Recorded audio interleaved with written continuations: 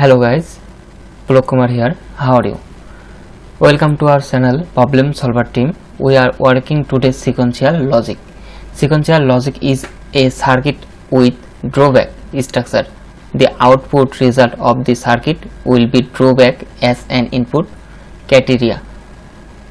Therefore, under the sum input criteria, different provides status or action sequence will follow by different input result. Example of traditional ladder diagram and PLC ladder diagram from sequential logic. Now this traditional ladder diagram and this PLC ladder diagram. Now we will see programming in WPLsoft and open this program. This is program is ready. This is sequential logic. Programming compile and simulator, then online mode. Okay, now stop mode, this run mode.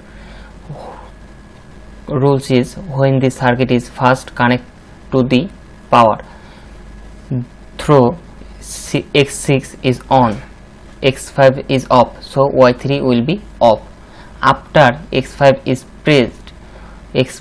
pressed, y3 will be on. Once y3 is on, even x5 is released. Now this x5 is on, y3 will be on.